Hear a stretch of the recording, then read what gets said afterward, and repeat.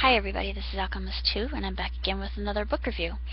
I just recently read Will Grayson, which is written by John Green and David Levianthan. It's about a young man who is trying to figure out who he really is in his adolescence, his coming of age story, and he happens to be gay and maybe bisexual. It kind of gives you that feeling that maybe he's not entirely gay, but it's very interesting. I actually really liked the book, and I enjoyed reading it, and I liked all the different characters, especially Will and his typical teenagerish ways, and just all the different confusing emotions that he's going through, and his best friend Tiny Cooper. And I don't know why, but Tiny Cooper, I absolutely adored Tiny Cooper. He reminds me of a friend that I had who was gay. This person, he became just a rock for me when I was in college. He was just an amazing person. I don't know where he is now. I'm hoping that he's got a happy life, because he was very talented. He just was a visionary in music, and the only thing I didn't like was the fact that he smoked, and I would get on him for that. And we had the most unusual friendship that I could say that we've ever had. His name was Jason Woodruff, and I don't know what happened to him. I hope he's okay. I wonder if he even knows I'm alive. So if you're out there watching, Jason, hey, I'm still here. Come and see me. At least say hello or something. You're awesome. Read this book. It reminds me of you. Tiny Cooper reminds me of you. He's just an outstanding personality, and very complex and very deep and profound, and I think that's the reason why Jason and I became such close friends. He's like the brother I knew I thought I had, and I have another person like that in my life, and he's far away, but I'm really hoping that I get a chance to meet him. He's a sensational person too, and he's in a wheelchair, but he doesn't let that get him down, or he doesn't let his so-called limitations make him feel bad or bitter or wrathful. There are a lot of people that are in wheelchairs that just hate everything. They hate life, and they are just so vitriolic that they're hard to be around. They're just type C personalities you want nothing to do with. They think, ugh, this person is so negative and disgusted with themselves and with everyone in life, that they want to make everybody else feel misery. And no, that's not the way life is supposed to be lived. They're just people that are what I consider the dementors of life. They just go and try to suck the energy out of the room if they can, and you don't want to deal with people like that. People like that are just bad for your blood pressure and bad for the environment, period. Of course, we have to have people like that around so we can learn what not to be. And this is just this whole book is an example of what true friendship really is, and how people can be deceptive just because they want somebody to like them. But I actually had a situation that was similar, but that person and I, we really are still friends. He's just an incredible human being. It was a point in time in my life that I was going through a phase of being a lesbian, and of course I got over that. I'm straight. I like guys. So anyway, this person, just to give a little bit of a spoiler in the book, this person pretended to be Isaac, and her name is Myra, and she actually likes Will Grayson, and she pretends to be this Isaac that Will assumes is real, and then Myra lets the cat out of the bag and says Isaac never existed, and he becomes so aggravated.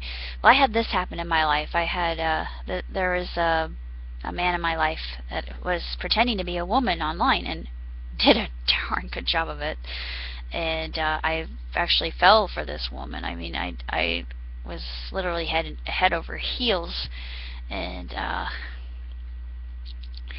well, I got over that. I'm totally straight now. I don't really go for girls. I just don't.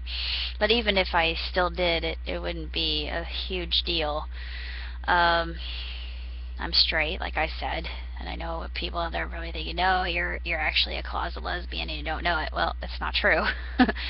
I like guys, okay? But I was just going through a phase at that point in time, and I overcame it, and I'm still waiting for the right person to come into my life, the right guy. I haven't met that guy yet, but who knows, maybe I will in the near future. It's always that possibility. This book is just an absolutely tremendous book. I don't like it nearly so much as An Abundance of Catherines or The Fault in Our Stars. It's a tremendous book, don't get me wrong, but it's just not so good as, say, those other two books. And I haven't read Looking for Alaska yet, or Paper Towns, which are the other two books that John Green has written. But this is still an excellent book in my opinion.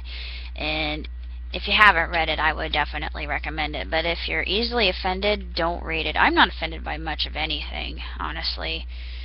And I love this part at the end with the lyrics of what was going to be called Tiny Dancer. He actually calls it I think they call it Dance With Me or something else. I forget what they call it, what Tiny called it. But it's really an excellent book. And there are points in the book where I was actually laughing my butt off, and there are times that I just felt so sad for Will, because I've been through that too. I've been through times where I thought somebody really liked me and they really didn't, or I loved somebody and I knew that they would never reciprocate those feelings because they were in love with somebody else. And yeah, I've been through that before. I've been on the opposite end of unrequited love, and it sucks. It just is hard, but you realize that it's better to have loved than lost, and than to have never loved at all, as William Shakespeare once said. And he was absolutely correct. It'll come into my life at some point in time. I know it will. I'm not worried about that. I'm focusing right now on everything that I'm writing, and I drew some new characters. Of course, I haven't colored them in yet, but it's a science fiction adventure comedy, little Eros, a little bit of an Eros. And of course I haven't posted this one up yet, but it's my character references from 21, and you've got your token emo, your token goth, your token prep, and your token hipster. So yeah, it was a lot of fun to write. It was just basically a happenstance sort of comedy romance thing, slice of life script that I wrote. And I'm going to be working on a story called Magical Girl Posy-chan, and it's about a girl named Priscilla. That she goes by Pris. She realizes that she is descended from a long line of women who have been basically pretty guardians of the galaxy, so to speak, like Sailor Moon.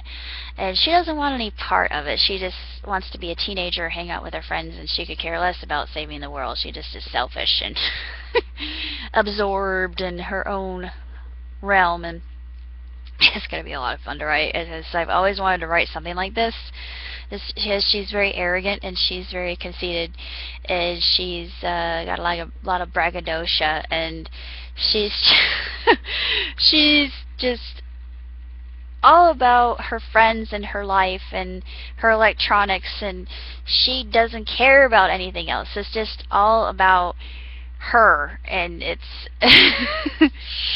yeah, this is gonna be a lot of fun to write.